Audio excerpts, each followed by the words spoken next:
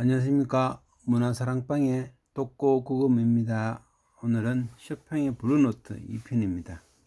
지난번에 쇼팽의 블루노트 1편에서 출연자들의 간단한 소개를 했습니다. 이제 영화를 보면서 쇼팽의 음악도 들으면서 전체적인 내용을 알아보고자 합니다. 이 영화는 전체적으로 많은 내용을 담고 있는데 사실 모르고 보면은 아무것도 제대로 설명해 주지 않는 불친절한 영화라고 느낄 수 있는 그런 영화로 사람들이 많이 느낍니다. 저도 쇼팽 음악 많이 자주 듣고 쇼팽 일대기를 읽어보고 다른 많은 쇼팽 영화도 봤지만 이 영화는 미처 많은 내용을 알지 못하고 보면은 이야기가 상당히 어려운 영화입니다.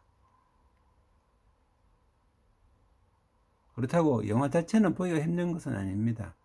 영화가 주는 내용을 알려면은 힘들다는 것이지. 예.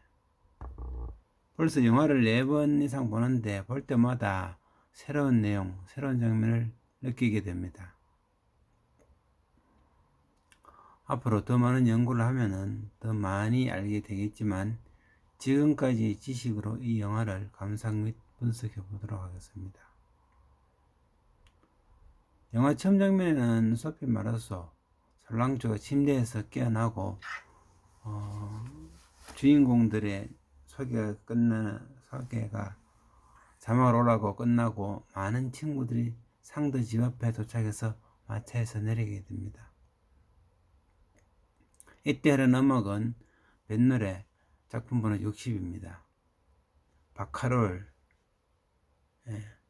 F샵 메이저 오프 60인데 이 뱃노래는 쇼팽이 사랑하는 연인 조르주 상드와 파국으로 치닫고 건강도 악화되던 힘든 시기 1845년에서 1846년 사이에 작곡되었으며 잔잔한 파도 위에 흔들리는 배의 움직임을 잘 표현한 노래라고 합니다. 그렇지만은 이걸 또 이 시기에 만들었다는 걸 알면은 왠지 상드와 이별을 앞둔 쇼팽의 슬픔과 애잔함이 배어 있는 것 같기도 합니다. 원래는 배 타고 좀 재밌게 놀아야 되는데 흔들흔들 하면서 유럽 음악에서 이 뱃노래라고 하는 것은 베네치아의 곤돌라 사공이 부르는 노래이거나 그것을 본뜬 기하곡이나 성악곡을 말합니다. 그러니까 뱃노래 하면 베네치아라는 이야기죠. 즉 베니스에 놀러 갔던 기분을 노래하는 것으로 보통 빠르기의 8분의 6, 8분의 12박자로 되어 있으며 파도나 배의 동료를 암시하는 단조로운 반주가 있다고 합니다. 이 형식으로 유명한 피아노곡에는 멘델스인의 무언가 중 뱃노래, 쇼팽의 뱃노래, 그리고 포레의 작품 등이 있다고 합니다. 성악곡으로는 유명한 오펜바의 호프만의 이야기 중에서 호프만의 뱃노래가 유명합니다.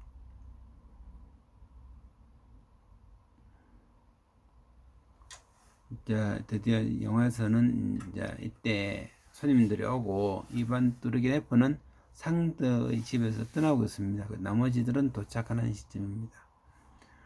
조르주 상드는 뚜르기네프를 배웅하면서 여러가지 이야기를 하게 됩니다.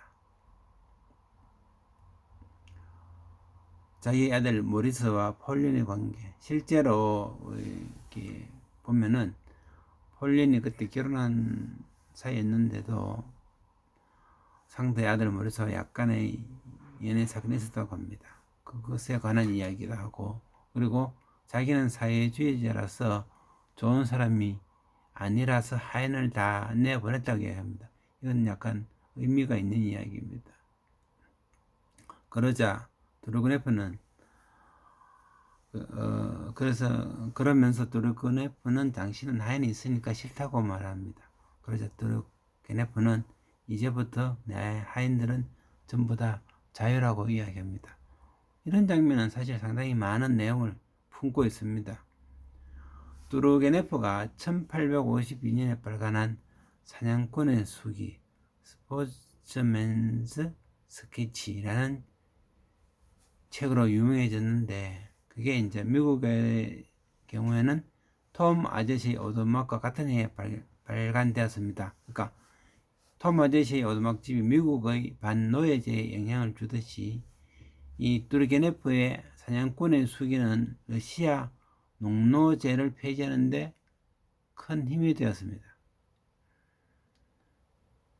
뚜르게네프는 자기 인생에서 가장 자랑스러운 순간을 기차를 타고 모스크바로 올라온 두 명의 농부가 농민의 이름으로 감사하다면서 러시아식으로 머리가 땅에 닿을 정도로 깊은 절을 했던 것이 가장 자랑스럽다. 그 정도로 이 뚜르게네프의 사냥꾼의 수기는 아주 유명합니다. 그리고 뚜르게네프는 러시아가 법으로 농노를 폐기하기 이전에 벌써 뚜르게네프는 자신의 농노를 해방시킨 사람입니다.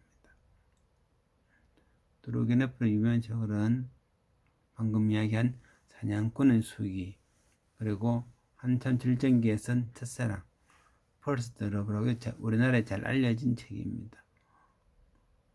우리나라 윤동주 시인도 뚜르게네프의 언덕이라는 시를 지었습니다. 한번 찾아서 읽어보시기 바랍니다. 다시 영화로 들어가면은 손님들은 아침에 일찍 와서 벌써 피아노 연습하는 쇼팽을 보기 위해서 쇼팽의 연습실에 올라갑니다. 그때 계단 입구에 있는 모리스가 있고 서로 인사를 합니다. 그런 음악은 계속 바카롤 5p 60분입니다. 그때 쇼팽의 비서장이 내려와서 시끄럽다고, 쇼팽이 피아노 치는데 조용히 하라고 합니다. 특히 촌놈이라고 하니 모리스는 자기는 홀란드 왕의 후손이라고 응수합니다. 근데 여기서 갑자기 모리스는 자기는 홀란드 왕의 후손이라고 큰 소리 칠까요? 조르주 상대 조상을 살펴보면 알 수 있습니다. 그게 1670년에서 1733년까지 살았던 폴란드의 왕 아우구스투스 2세가 바람둥이로 유명한데 자식이 350명이었답니다. 그 중 혼의 자식 중에 극소수만 인정받는데, 그 중에 하나가 나폴레옹 이전에 프랑스군의 최고 장군으로 꼽히는 모리스 드 삭스라는 장군입니다. 즉 폴란드 왕의 혼의 자식인데 프랑스로 넘어와서 나중에 아주 위대한 장군이 됩니다. 그리고 이 모리스 장군은 1744년에 프랑스의 대원수가 되고, 여기도 바람둥이로서 여러 명의 손에 아기를 두는데, 그 중에 마지막으로 태어난 사람 중에 하나가 마리 오르르로 바로 조르주 상대의 할머니가 됩니다. 이 할머니는 루이 15세의 세자비가 모리스 장군의 어떤 추천으로 됐기 때문에 루이 15세의 세자비가 어떻게 알아갖고 마리 오르르를 잘 보살펴 줍니다. 알지겠지만 루이 16세는 루이 15세의 아들이 아니고 손자입니다. 왜 그러냐면은 루이 15세의 세자비의 남편, 즉 루이 15세의 세자가 콜레라 등으로 죽었기 때문입니다. 어쨌든 상대의 할머니 마리 오르는 세자비의 도움으로 교육도 잘 받고 좀 잘 살다가, 그 다음에 또 세자비가 죽자 쫓기나고 여러 가지 많이 겪지만은 한참 사춘기에 왕실에서 교육을 잘 받게 됩니다. 그 할머니가 또 재혼하고 그래서 마침 부자하고 결혼하고, 왜냐면 왕실에 있을 때 눈여겨보던 사람들이 있었기 때문에 재혼을 하고 나중에 노왕에서 넓은 토지를 구할 만큼 그 유산을 좀 받게 됩니다. 그리고 아들을 낳게 되는데 모레스라고 하는 아들을 낳게 됩니다. 근데 그 모레스가 또 좀 시장에 이상한 여자랑 놀다가 아기를 놓고 말 타다가 죽어버립니다. 그런데 그 태어난 아기가 상드입니다. 할머니가 봐서는 며느리는 마음에 들지 않지만은 상드가 아들 모리스의 모습을 보일 정도로 좀 섹시하기 때문에 며느리는 쫓아내고 상드만 키웁니다. 그래서 조르주 상드는 왕족의 피를 타고 왕가의 교육을 받은 할머니 밑에서 자랐기 때문에 사실 상당히 고급 교육을 받고 자라게 됩니다. 이러한 관계로 모리스는 폴란드 왕족의 후손이라고 건설을 치게 됩니다. 영화로 돌아가서 손님들 일부는 부엌에 모여서 음식 준비를 하는 중입니다. 폴린이 상드에 다가가자 상드가 하는 말이 쇼핑을 위해서 케이크를 준비한답니다. 왜? 쇼팽이 요새 이빨이 안 좋아서 케이크를 싫어하니까 내가 케이크를 만들어줘야지. 이 무슨 놀부심보일까요? 아무리 사이가 안 좋은, 요새 사이가 안 좋은 싫어하지만은 이러면 안 되는데 너무 안 좋네요. 한편 상드는 솔랑주에게 약혼자가 왔으니 빨리 일어나라고 하고 솔랑주는 쇼팽이 피아노 치는 것을 듣고 급히 쇼팽에게 갑니다. 대개의 이야기에서 상드의 노항에서 놀러 손님들은 쇼팽이 피아노를 치는 전부 조용하게 경건하게 피아노를 들었다고 합니다.